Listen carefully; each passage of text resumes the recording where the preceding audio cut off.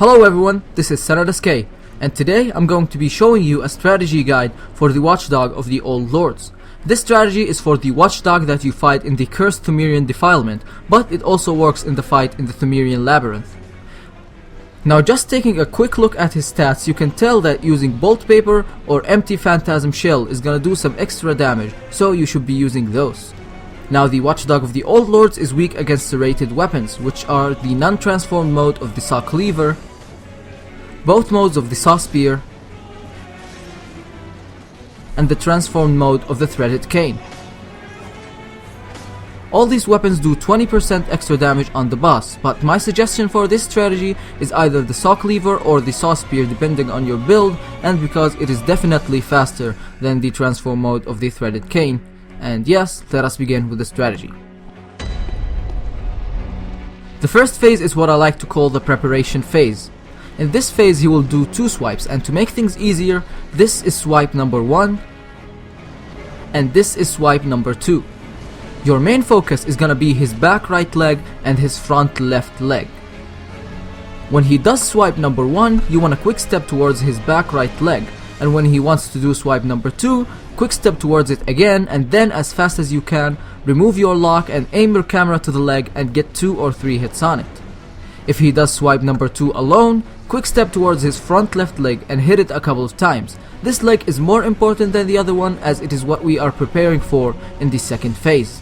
Once you hit his legs enough, he will be staggered, and the leg you hit hard will start taking 50% additional damage. Hit the leg 3 to 4 times and then quick step backwards as fast as you can to avoid his blast. He will sometimes also do a lava vomit move, and when he is doing it, use some charge R2s on his back right leg so you can escape safely, and you can get some extra damage. If it isn't hurt enough still, this is your chance to get it. But try to avoid his attacks until the lava disappears, as it will hinder your movement. When his health hits 70%, he will start doing an uppercut swipe after swipe number 2, and to make things easier again, we'll call this swipe number 3.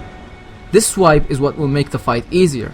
Once he does swipe number 1, it is the same strategy as before.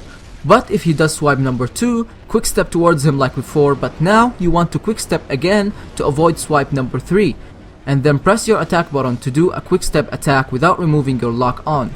Now, why are we targeting this exact leg, you are asking? It is because when you are locking on him, your attack will land exactly on this leg, and once you hit it hard, you will do 50% additional damage. At some point in this phase, he will also do a thrust attack with his head, and you can avoid it by quick stepping to the right, and you can also get some hits on his head as well, as if it takes enough damage, it will also start taking 50% additional damage, which in here you can benefit from your guns while also adding bone marrow ash. Once his health hits 40%, it is basically the same strategy, but in this phase he will start doing some new moves which are very deadly, but in the same time very easy to avoid. The most infamous ones are his flame charge and his aerial flaming charge.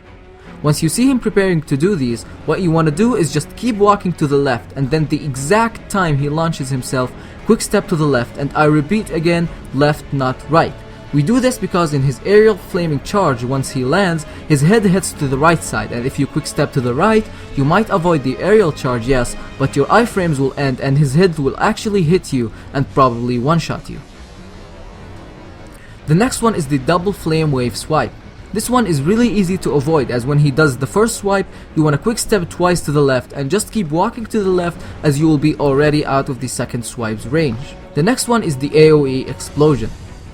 Once you see him do this animation, you want to be quick stepping backwards as fast as you can, even when his attack launches, as your quick stepping iframes might help you avoid it even when you are still in its range. This attack will also heal its injured parts, giving you a chance to stagger him once again, dealing some extra chunks of damage. The next is the Flame Bark combo. For this attack you will need to be quick stepping backwards, and here he does exactly 5 flame barks, as you can count them and then go to either of his legs and attack them. Do not risk hitting his head, as it might not land and he might do a very quick attack that you won't see, and you will be punished hardly.